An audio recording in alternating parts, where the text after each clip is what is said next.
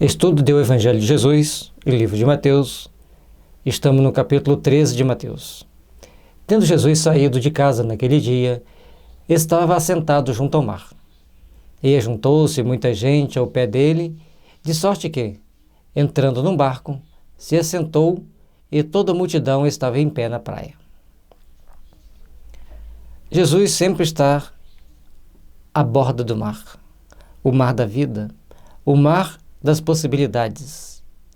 E um mar calmo, sereno, porque o Mestre ali está assentado à sua borda. A multidão que chega, Jesus entra no barco. Ele é Senhor do mar. Ele pode navegar por onde precisar. Mas a multidão não cabe dentro do barco que Jesus está. A multidão tem que ficar em pé na praia para ouvi-lo, senti-lo. Ao olharmos da praia a grandeza e a imensidão de um mar, dá para percebermos a grandeza e a imensidão de Deus. E falou-lhes de muitas coisas por parábolas, dizendo: Eis que o semeador saiu a semear. E, quando semeava, uma parte da semente caiu ao pé do caminho, e vieram as aves e comeram-na. E outra parte caiu em pedregais. Não havia terra bastante, logo nasceu, porque não tinha terra profunda. O semeador que sai a semear somos todos nós, com as nossas atitudes, com as nossas ações. A semente que cai ao longo do caminho e as aves comem são as nossas ações que a gente faz maquinalmente, com pessoas que a gente também age maquinalmente. Não passamos ali uma mensagem de amor nem de paz. Caminhamos simplesmente, passamos por essas pessoas e às vezes nem elevamos ao Pai uma oração naquele momento da caminhada para aproveitarmos nosso tempo de caminhada e ao elevarmos nossos sentimentos a Deus, elevarmos nossos sentimentos ao Pai. A parte que cai nos pedregais são aqueles que nós conversamos superficialmente, trocamos ideias superficiais, não ajudamos nem prejudicamos. Depois vai vir outra explicação, mas nós estamos trazendo para uma interpretação básica do nosso dia a dia. Mas vindo o sol, queimou-se e secou-se porque não tinha raiz. Então, aquelas informações superficiais passam com o tempo. Aquelas interações superficiais se esvanecem ao calor do sol das provações da vida. E outra parte caiu entre espinhos, e os espinhos cresceram e sufocaram-na. Podemos entender como aqueles relacionamentos que nós estabelecemos e que só cria problemas para nós, sufocam até mesmo os nossos melhores sentimentos, os nossos melhores ideais.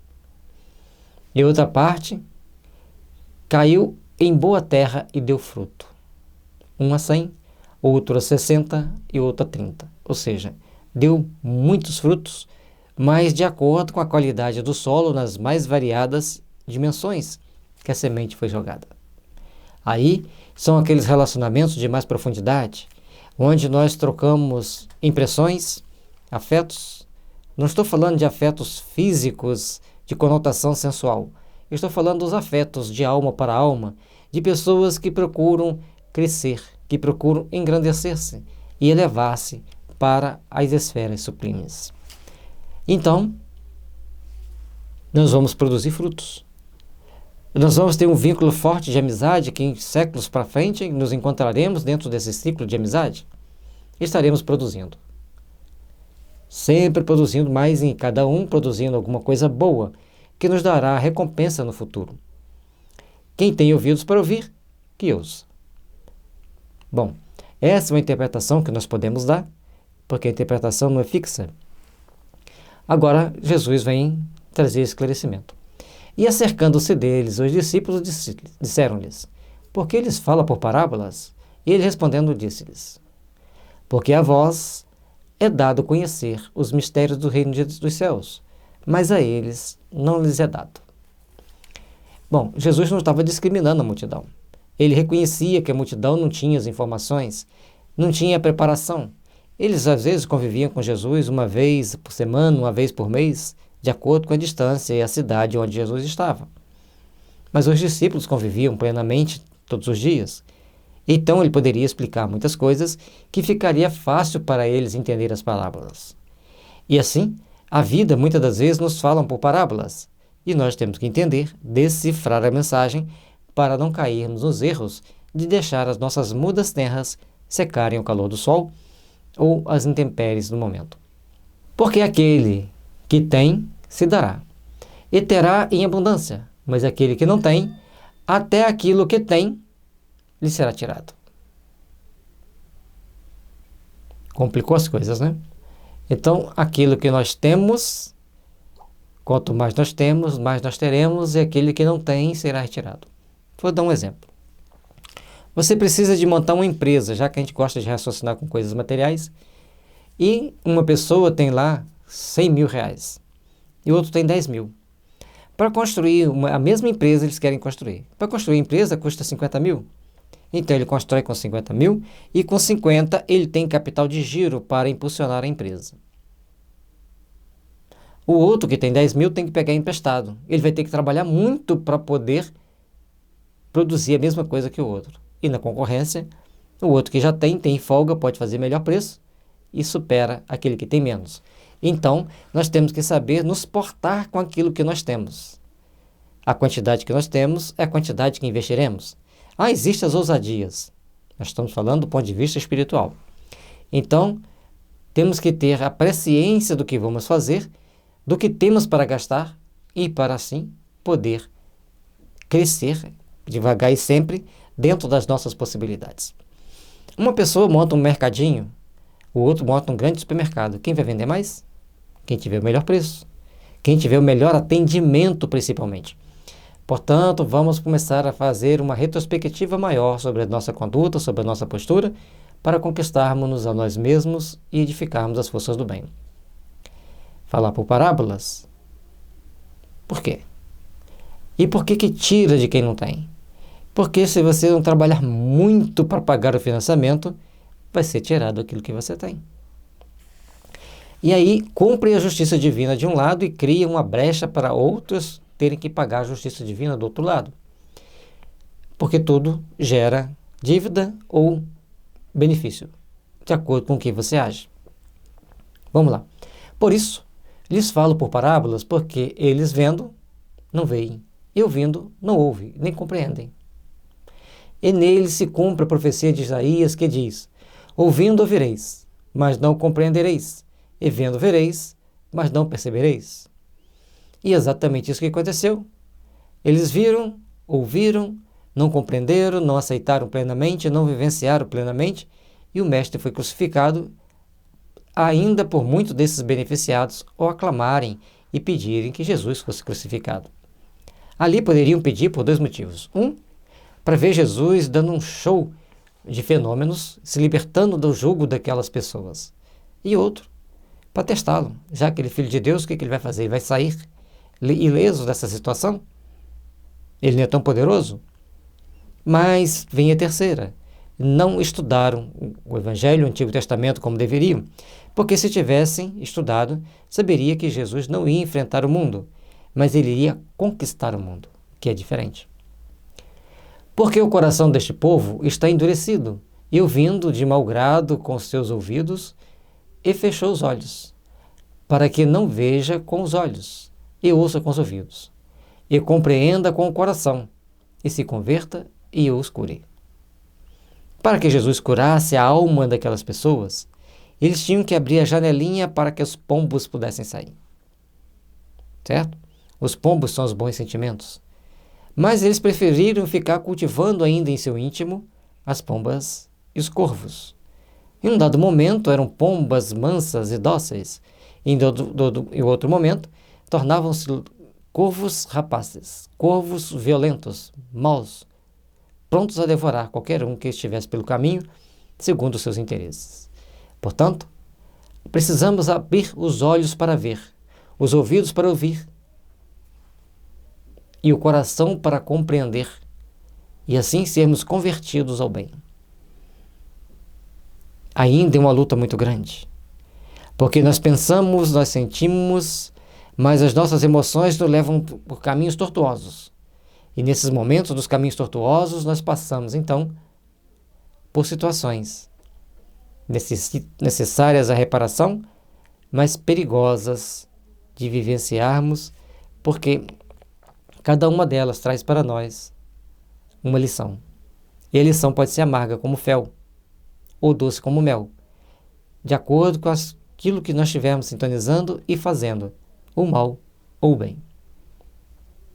Mas bem-aventurados os vossos olhos porque veem, e os vossos ouvidos porque ouvem. Os apóstolos e os discípulos, eles ouviram, seguiram de perto. Ouviram e compreenderam, viram todos os fenômenos, adquiriram conhecimento e discernimento para saber qual era o melhor caminho, qual era a melhor opção.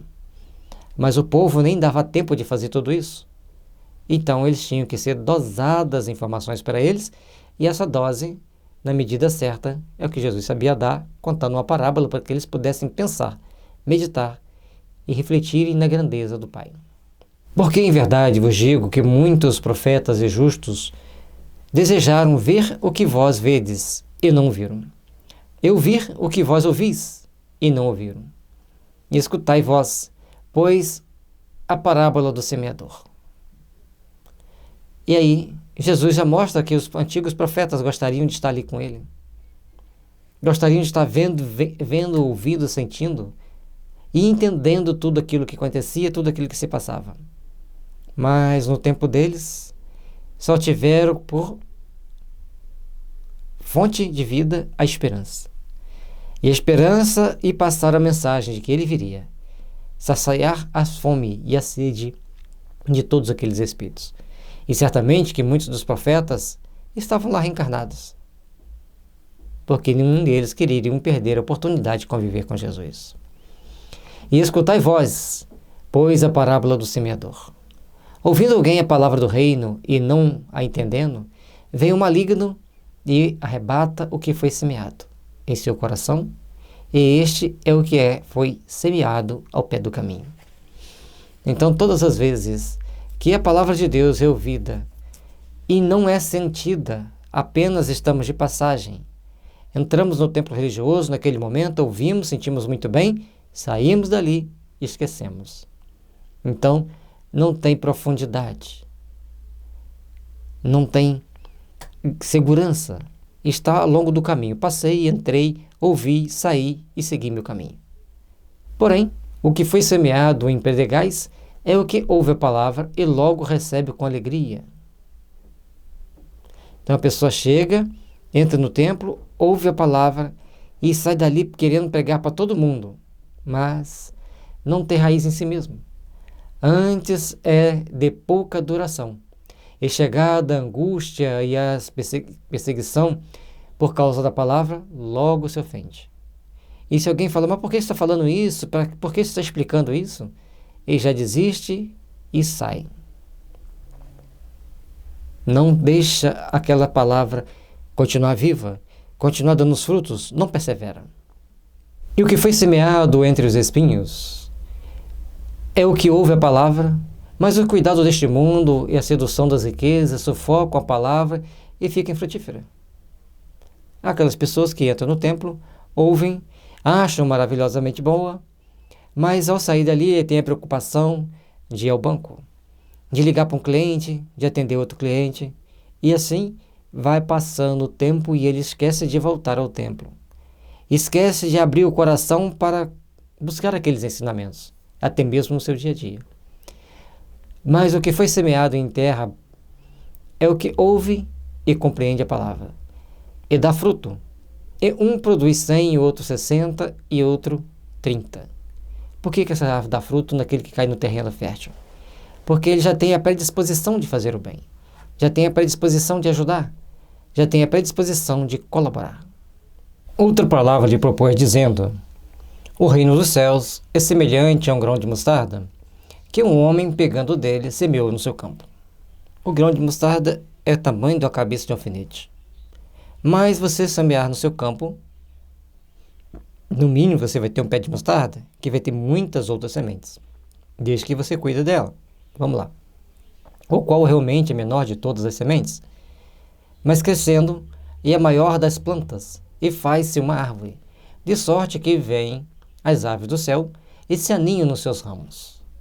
Então, como uma parábola, a semente da mostarda não tem como ser uma árvore. Então ele está mostrando para nós que se você tem uma semente de mostarda e sabe cuidar dela com amor, você vai ter uma grande árvore.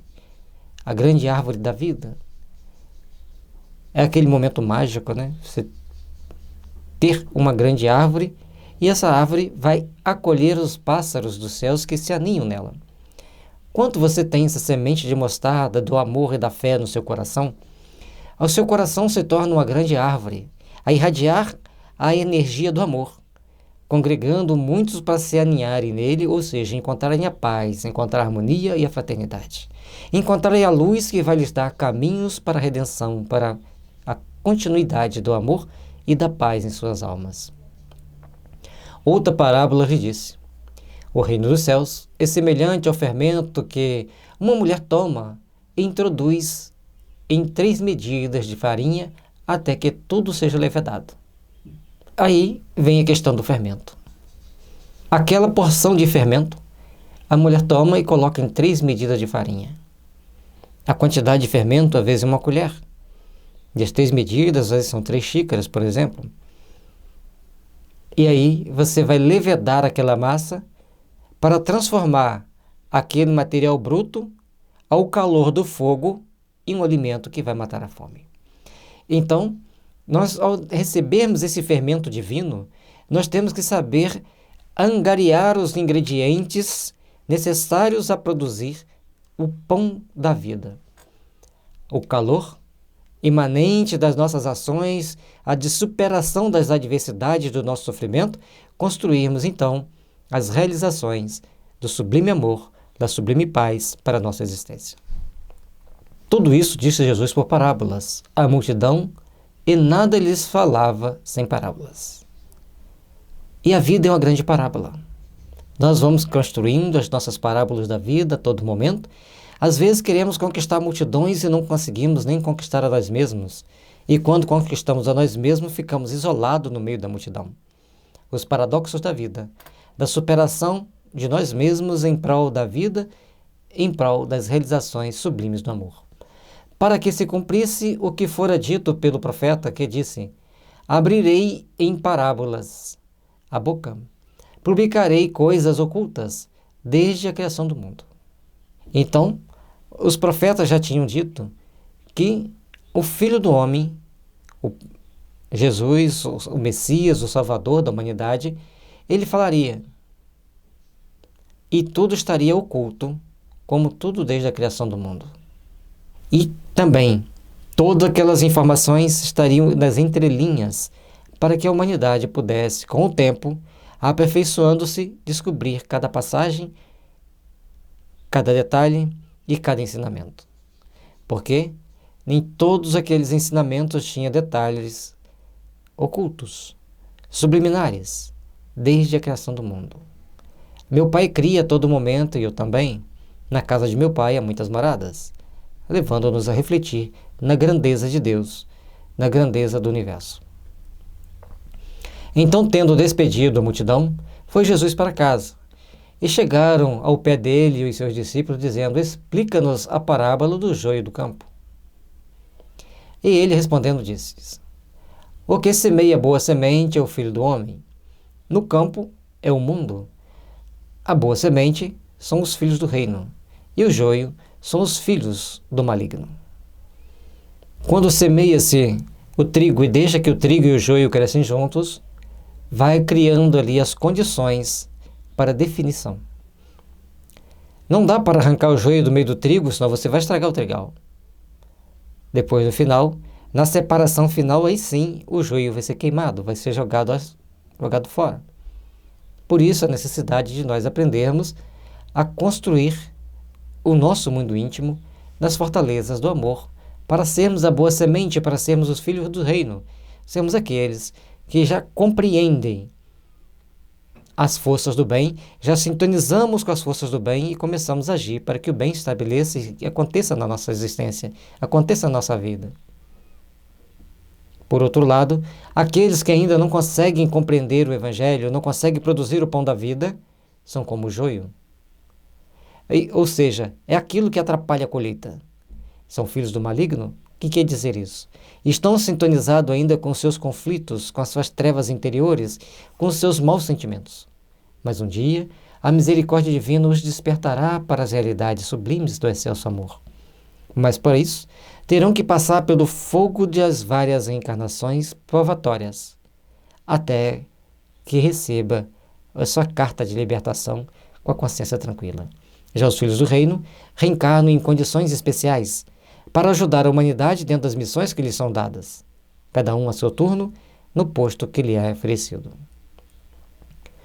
O inimigo que o semeou é o diabo, e a ceifa é o fim do mundo, e os ceifeiros são os anjos. Então, a semente do joio a gente não planta, ela nasce naturalmente. Mas, lógico, Jesus está colocando que é o adversário que semeia o joio. Mas isso no nosso dia a dia, os adversários, nossa, está fazendo esse vídeo que está tão ruim. Você acha que alguém vai assistir isso? Aí a gente recua. Mas aqueles companheiros, seu vídeo, tá bom, mas pode melhorar. Pode melhorar a qualidade da imagem, o pano de fundo, o tom de voz, o ritmo da voz.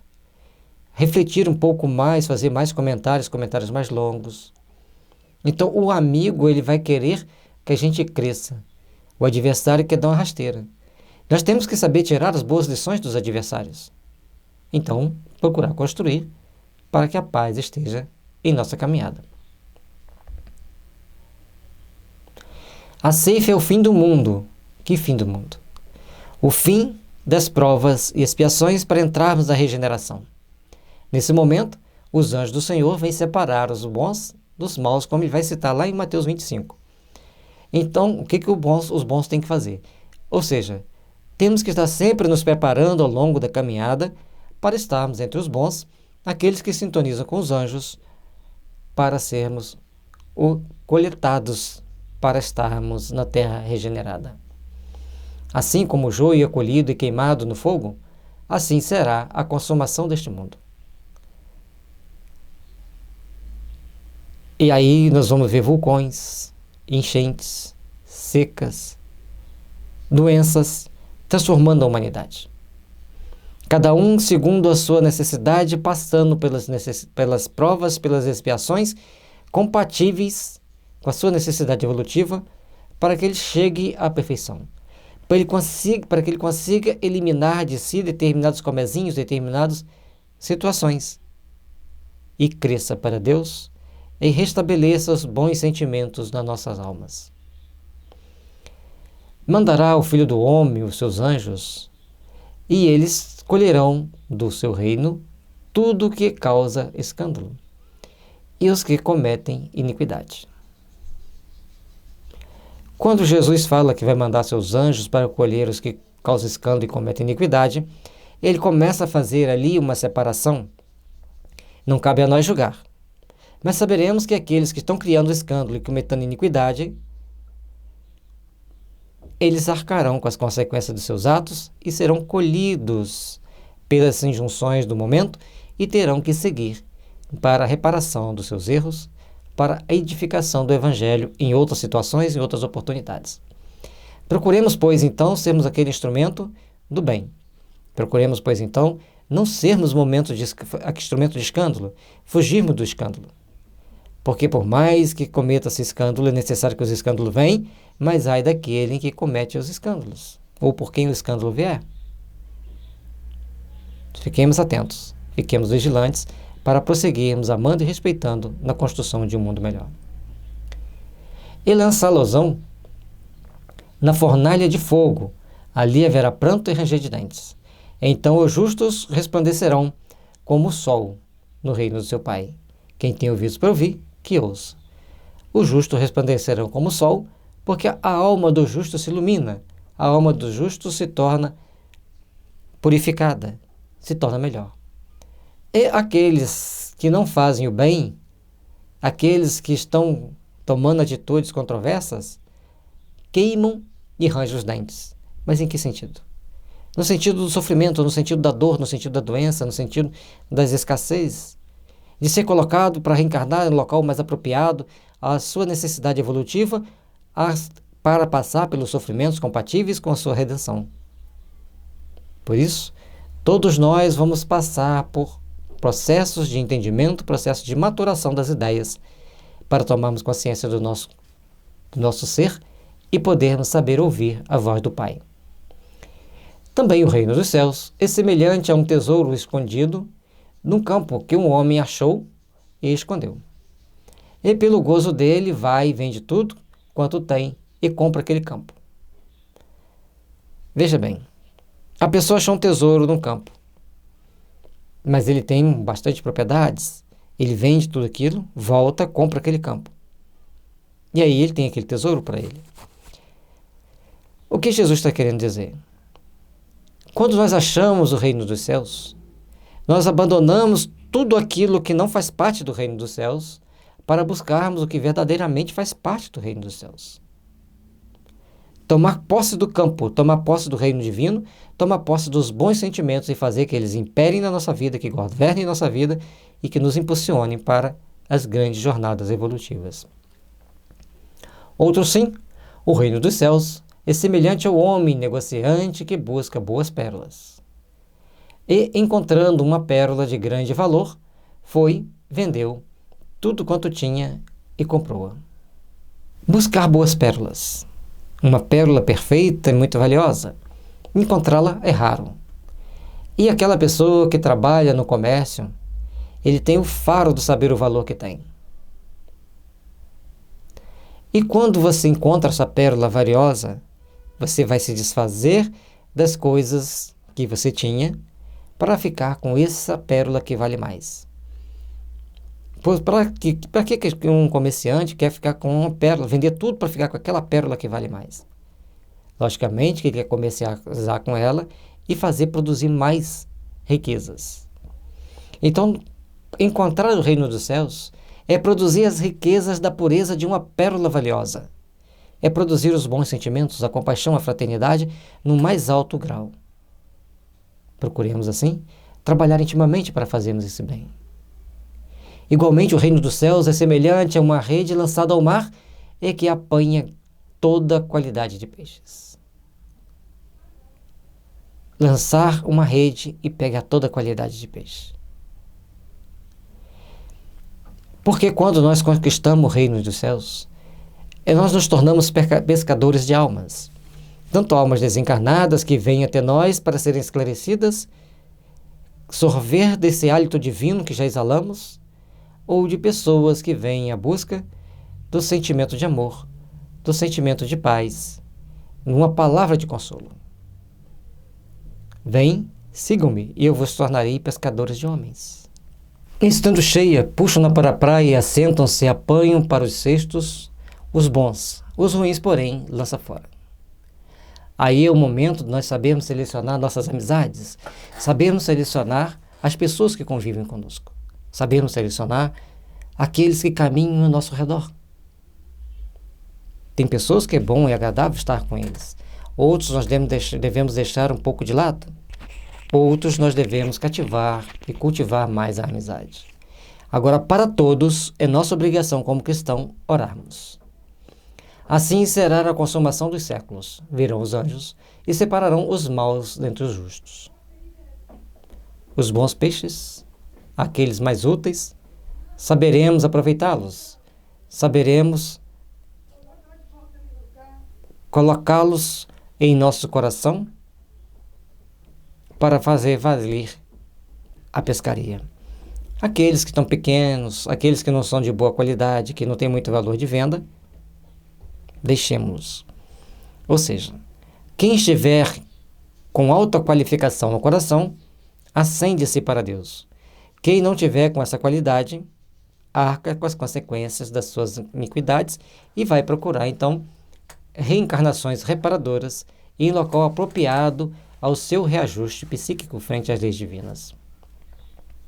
E os justos e os anjos vêm para separar os justos. Estes não precisam de passar por encarnações expiatórias, nem probatórias, apenas regenerativas, que é muito diferente. E lançá-los na fornalha de fogo, ali haverá pranto e ranger de dentes. A fornalha de fogo são as provas de cada dia. Os momentos de dor e sofrimento, aquelas encarnações que a pessoa tem em locais inóspitos, onde, para ganhar o pão de cada dia, torna-se muito difícil, a terra é árida para plantar, tudo é difícil de cultivar. Trabalhemos, pois, para nos melhorarmos, para nos aperfeiçoarmos e para crescermos para Deus. E disse-lhe Jesus: Entendeste todas essas coisas? Disseram-lhes eles: Sim, Senhor. E ele lhe disse: Por isso todo escriba, instruído acerca do reino dos céus, é semelhante a um pai de família que tira do seu tesouro coisas novas e velhas. Entendeu? Sim, Senhor, entendemos. Então vamos começar a praticar. Vamos começar a pôr em prática. E como os escribas precisam aprender a tirar as coisas velhas do seu tesouro, todos nós precisamos tirar coisas velhas e novas do nosso coração, dos nossos sentimentos, aprimorando-nos para as realizações da vida, aprimorando-nos para o crescimento espiritual de um novo amanhã. E aconteceu que Jesus, concluindo esta palavra, se retirou dali, e chegando à sua pátria, ensinava-os na sinagoga deles, de sorte que se maravilhavam e diziam: De onde veio a este a sabedoria e estas maravilhas?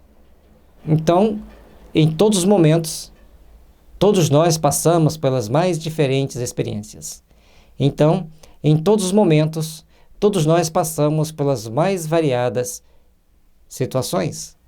E em todos os momentos, nós precisamos construir, em nosso mundo íntimo, as bases do amor e da paz. E a pergunta que se faz: de onde veio a sabedoria e estas maravilhas?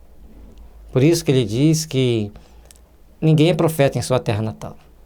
Ao construirmos o nosso mundo íntimo, ao construirmos as nossas forças interiores, nós estamos então preparando-nos para enfrentar certas adversidades e às vezes conquistamos muita sabedoria e poucos nos dão valor. Não importa. Como disse Jesus, eu venci o mundo, compete-nos a vencer a nós mesmos. Não é este o filho do carpinteiro? E não se chama sua mãe Maria e seus irmãos Tiago, José, Simão e Judas? Então, eles começam a identificar: ele não é um sacerdote. Ele é o filho de Maria, filho de José, o carpinteiro, e os seus irmãos estão aqui conosco. Como que ele pode falar com tanta sabedoria?